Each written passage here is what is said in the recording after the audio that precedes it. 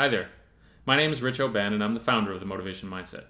Thanks for checking out my Journey video series where I'm documenting the challenges and lessons associated with building a video blog and YouTube channel. Today I want to talk about email. One of the things that I have been doing for, since I started my business, launched my business, is being very intentional and diligent with the way that I plan and schedule my days. And I've talked about this in at least one, if not a couple of my previous journey videos. And, I spend time in the morning journaling, which, involves a process of, gratitude and, thinking about my goals and mapping out my priorities for the day and actually scheduling my activities for the day. And so I actually have, a plan. By the time I, get up and I've done my journaling, I have a plan from, 6 o'clock in the morning till 9 o'clock at night. I've got every minute of my day mapped out, including things that aren't work related, whether it be, eating meals or running errands or spending time with my family or anything like that. But it's all part of the plan and it's all mapped out. And so one of the things that I've been doing all along is to spend less time in email. I have usually 1 or 2 30-minute windows during the day where I have that dedicated to reading and responding to emails. I don't want to spend, nor is it productive to spend a big chunk of your day inside your inbox, and you can go down 1,000 different rabbit holes, and it's just very unproductive and can be stressful.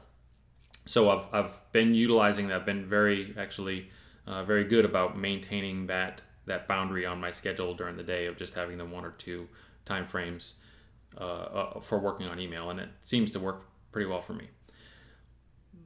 What I've found and what I wanted to talk about today is that if you're not absolutely diligent about maintaining those strict boundaries, it can cause problems that bleed into the rest of your day. And here's what I mean. So what I've found is that, I've got, I lay out an hour to do this task or half an hour to do this task or what have you.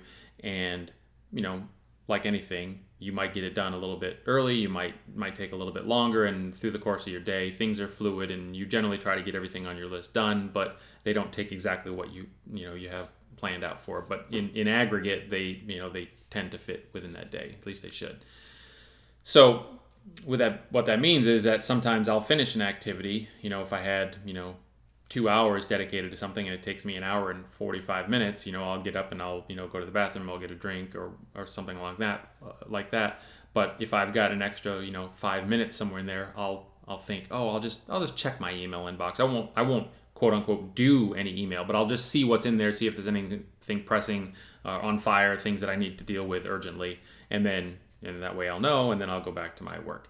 And so that was kind of my habit. That was kind of my routine, the way I managed my workflow and my workday for a long time until recently I came to the realization, partly because of something that I read in a book, that, when you do that, when you just, quote, check your email without actually doing any email, that basically opens up a bunch of, potentially, depending on what's in your inbox, potentially opens up a bunch of open loops. And the concept of open loops and cognitive dissonance is something that I talked about in one of my previous blog posts.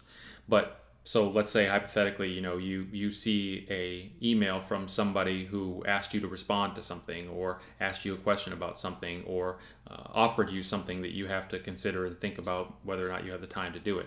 Nothing urgent, nothing that you need to necessarily do anything right now, not on fire, so to speak, but you just planted seeds in your subconscious mind that is going to start churning over those things that are going to clutter your mind with things that you don't need to be thinking about right now because you're trying to focus on other things. So after you take that little break and you check your inbox and then you go on to the next thing that you're planning to do for the day, if it involves any kind of any significant level of focus and clarity and concentration to do that, then you just basically sabotaged yourself, because now those things are going to be percolating in your mind. They're going to start intruding on your conscious thoughts because your subconscious mind is working on it already and trying to feed you solutions and answers to those questions that you just put in there.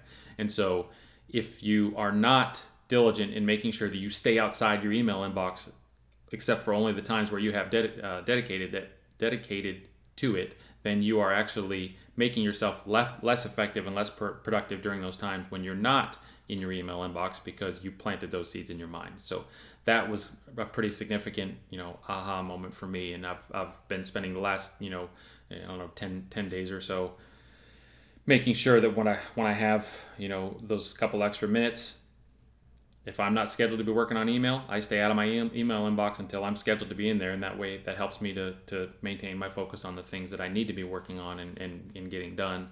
And it helps me overall be more effective and productive. So that's really been helpful for me. And I thought I would share that lesson with you today. I hope you like it, and I will see you on the next video.